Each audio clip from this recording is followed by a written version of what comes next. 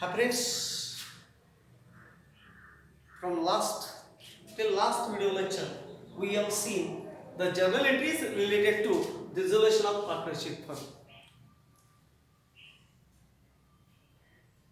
When assets should be transferred, then liability should be transferred, asset realized, payment of liability, distribution of undistributed balance, distribution of the balance of realization account, and then final account, final payment. अशा या विविध ट्रान्झॅक्शनच्या journal entry आपण पाहिलेल्या आहेत.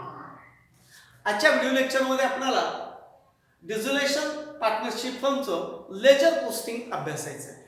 Which accounts should be required to maintain when the firm is going to dissolve?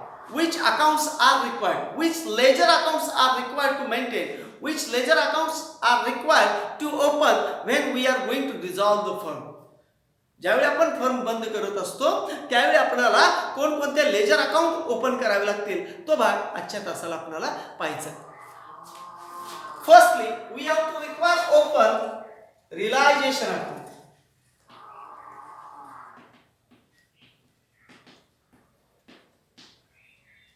Second, we are required to open partners capital account or current account.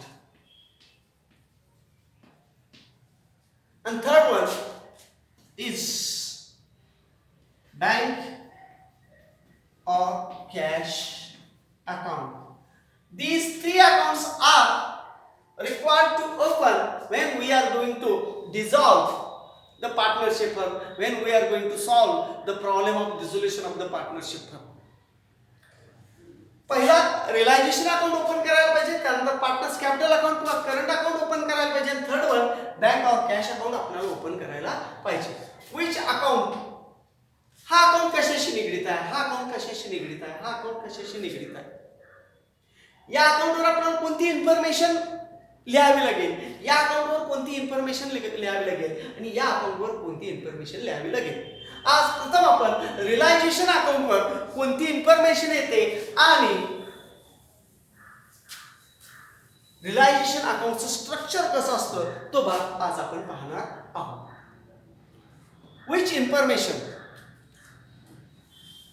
Specimen of realisation.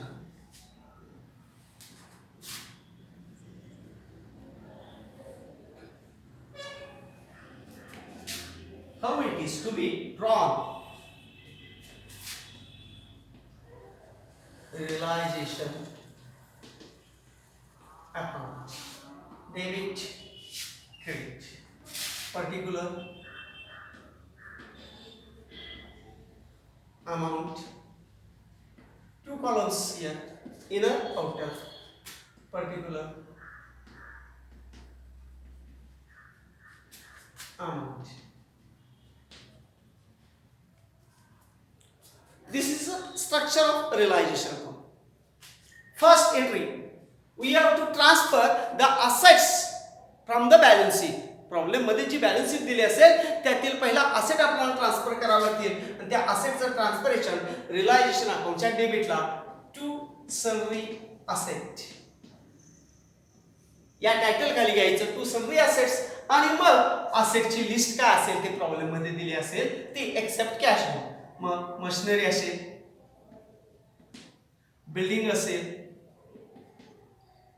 Furniture असेल, stock असेल, debtors असतील, तर या सर्वांचे डेटरची येणारची amount घ्यायची आणि बाकीची amount आपल्याला या ठिकाणी नोंदवायची आहे. या सर्वांची बेरीज करून सगळी असेल म्हणून आउटरला जो आयटम आला असेल त्या ठिकाणी आपल्याला ते घ्यायचं आहे. या सर्वांची एकत्रित बेरीज त्या ठिकाणी. We have transferred the assets from the given problem balance sheet. Balance sheet जी प्रॉब्लेम मध्ये दिलेली आहे त्याच्यामध्ये असेटच्या किमती या ठिकाणी आपण अशा ट्रान्सफर केलेल्या आहेत. सेकंड वन, बॅलन्स शीटच्या liabilities, third party liability by sundry liability. Third party liability ज्या काय असतील त्या 1 बाय 1 इथे घ्यायलाच पाहिजे. सनरी creditors, bills payable, bank loan,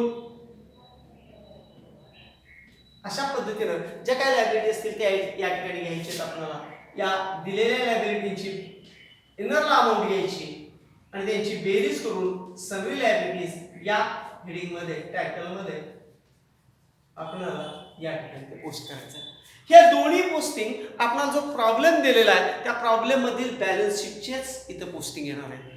या दोन्ही पोस्टिंगसाठी आपण अजून ऍडजस्टमेंट कडे जायचं नाही. ऍडजस्टमेंट कडे केव्हा जाणार आहोत आपण?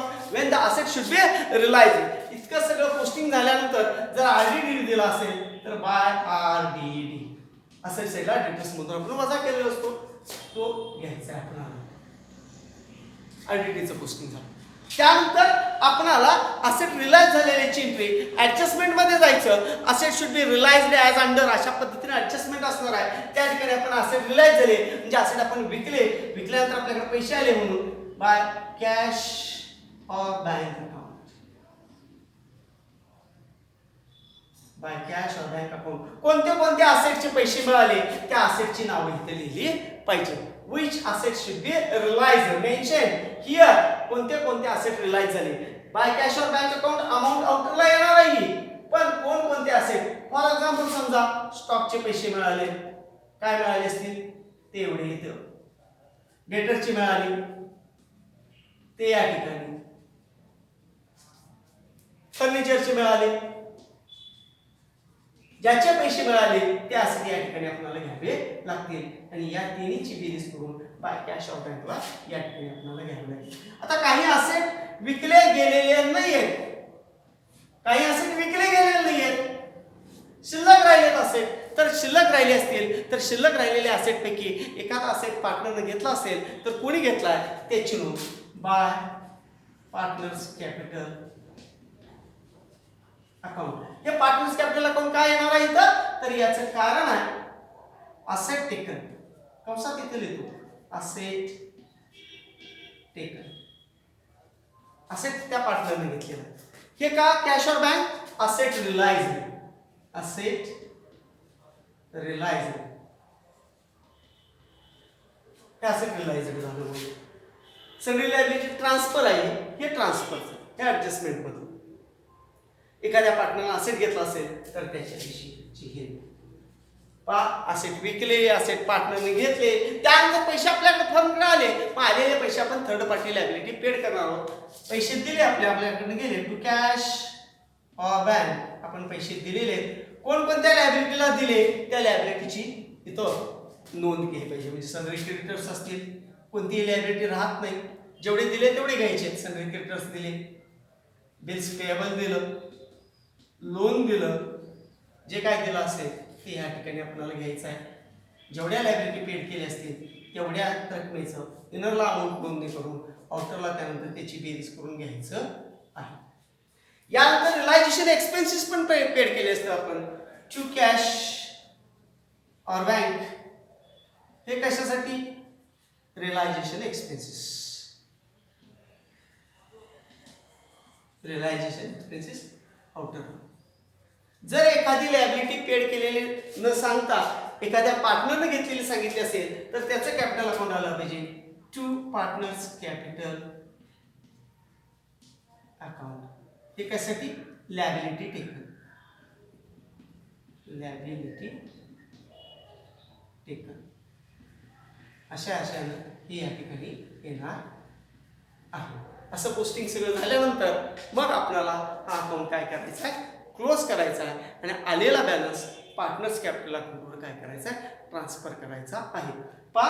डेबिट साईडला असेट पहिल्यांदा ट्रान्सफर करायचे त्यानंतर क्रेडिट साईडला लायबिलिटी ट्रान्सफर करायच्या त्यानंतर ऍडजस्टमेंटमध्ये ज्या असेट रिलाइज झाले असतील त्या घ्यायच्या त्याचं टायटल घ्यायचं कॅश और बँक अकाउंट. त्यानंतर ज्या लायबिलिटी पेड केल्या असतील त्या डेबिट साईडला घ्यायचे.